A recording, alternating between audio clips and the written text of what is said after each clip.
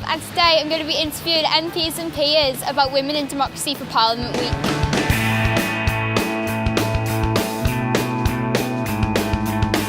We have to somehow encourage more people, more women, more girls to come forward to say that this is a career choice that is something I'm prepared to look at. According to a recent poll, England rates 58th in the world for percentages of women in Parliament. Is it fair to say that our Parliament is a bit of a boys' club? Well, certainly in the House of Lords we're in the minority. We're 1 in 5. But we're making our mark felt, and I think that's really important, that girls at school can see women in Parliament standing up for things that they care passionately about, and then they'll think, oh yeah, I'm interested in that issue. We have, for example, a female Home Secretary. She will never, ever find herself being presented without somebody referring to the fact that she stood up at a Conservative Party conference many years ago wearing leopard skin shoes. I watched The Iron Lady. Do you think it's harder to be taken seriously as a woman in Parliament, and is it harder to get your point across? It was hard for her to get selected. It's still hard for women to get selected for good seats. But to be taken seriously in Parliament, you've just got to be very good. That's the truth of it. His union paymasters have called a strike deliberately to cripple our economy. Teachers cannot teach when there is no heating, no lighting in their classrooms. And I ask the right honourable gentleman, whose fault is that? There was a real battle going on as to who would run the country. Was it the trade unions or was it the elected politicians? And several men had a go at trying to tackle the unions in the 1970s, and they had failed. But Mrs. Thatcher came along with the strength and courage and determination to make this country great again and to make sure that it was elected politicians of whichever party that made the decisions and not any other group in our society, and she succeeded.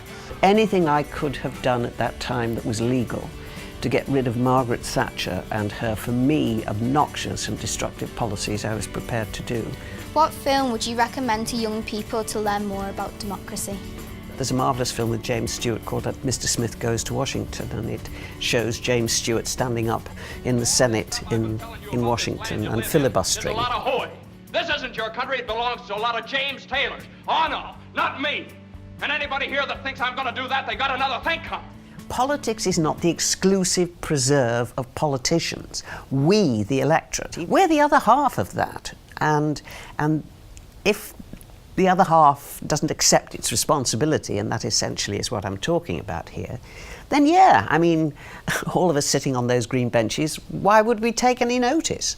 The first film that I practically ever saw was Mary Poppins, which of course did have a suffragette message. And Mrs. Ainsley, she was carried off to prison, singing and scattering pamphlets all the way. I'm glad you're home, madam. I've always given the best that's in me. Oh, thank you, Katie Nana.